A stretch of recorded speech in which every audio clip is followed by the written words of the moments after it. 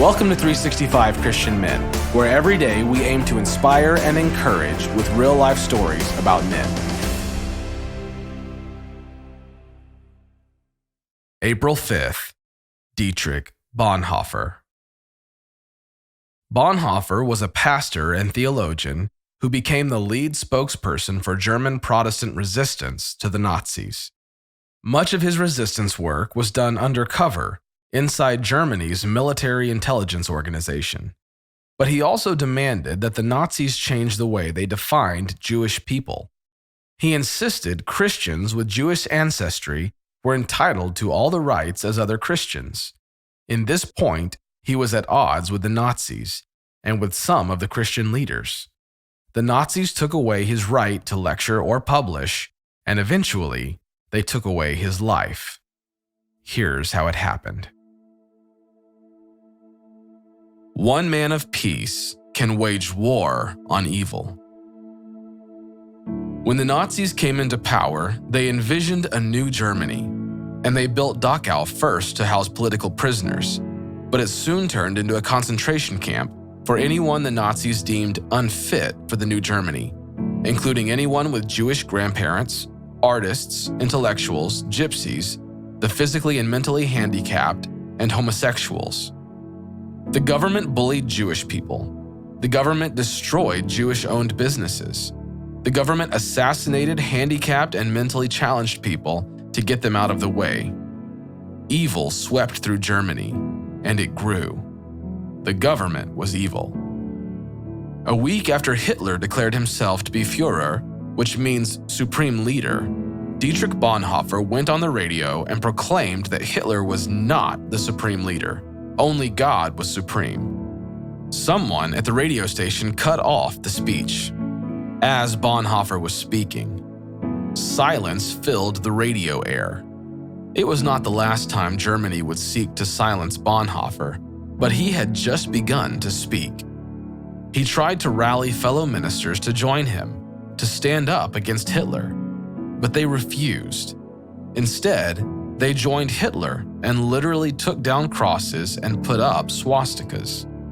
One minister told Bonhoeffer, "Hitler is a gift sent by Christ." Seeing the cowardice of the church, Bonhoeffer was more determined than ever to end the evil. He discovered that his brother-in-law, Hans Donanyi, headed part of the resistance, and he also worked for the Abwehr, a German government intelligence office. So, Donanyi got Bonhoeffer hired to be a counterintelligence officer. He was a courier and diplomat to Great Britain. In his job, Bonhoeffer traveled to various countries and acquired information that would be valuable to the German government, and he smuggled out documents and proof of the atrocities Germany was committing against the Jews. Donanyi asked Bonhoeffer to explain how God would not punish them if they killed Hitler. Bonhoeffer prayed extensively and explained it to Donanyi and the other members of the resistance, some of whom were high-ranking officers in the German army.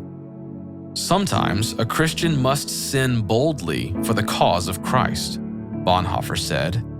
If I see a madman driving into a group of innocent bystanders, I can't, as a Christian, simply wait for the catastrophe, comfort the survivors, and bury the dead. I must try and wrestle the steering wheel out of the driver's hands. Bonhoeffer told his brother-in-law, "Hitler must be killed. I will kill him myself if needed." Donanyi was grateful for Bonhoeffer's willingness, but believed he would be more valuable to the resistance as a spiritual leader and courier. In 1943, Donanyi delivered a special fuse and detonator to a high-ranking military man. He attached the detonator and the bomb to a bottle of cognac and put it on Hitler's plane, but somehow it didn't go off.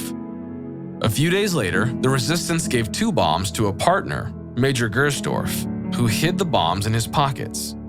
Hitler would be visiting the area to inspect some weaponry, and Gersdorf was the guide. He planned to detonate the bombs and wrap his arms around Hitler, and they would both die, ending the reign of evil. But after the bombs were already detonated, Hitler unexpectedly hurried through the exhibition. He had escaped again. That time, Gersdorff was able to defuse the bombs. Another attempt to kill Hitler resulted in the deaths of 4 Nazi officials, but not Hitler. Dohnanyi assigned Bonhoeffer to get 15 Jews out of Switzerland with new documents for each, and the mission was a success. The 15 were safe. But the Gestapo found out.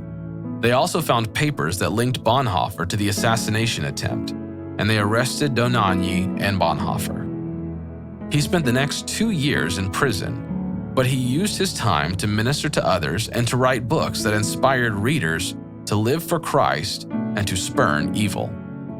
3 weeks before Hitler killed himself, the Nazis hanged Dohnanyi and Bonhoeffer. Bonhoeffer understood the truth that was written in Romans chapter 8, verse 18, where the Apostle Paul says, "For I consider that the sufferings of this present time are not to be compared with the glory that is to be revealed to us." What about you? Do you have the courage to stand up to bullies in our society? One man of peace can wage war on evil.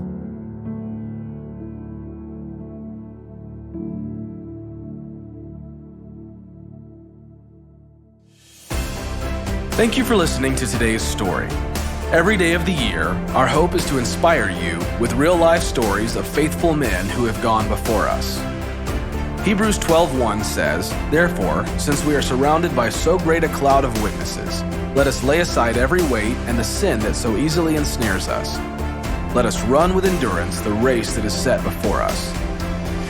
Join us tomorrow for another story at 365christianmen.com.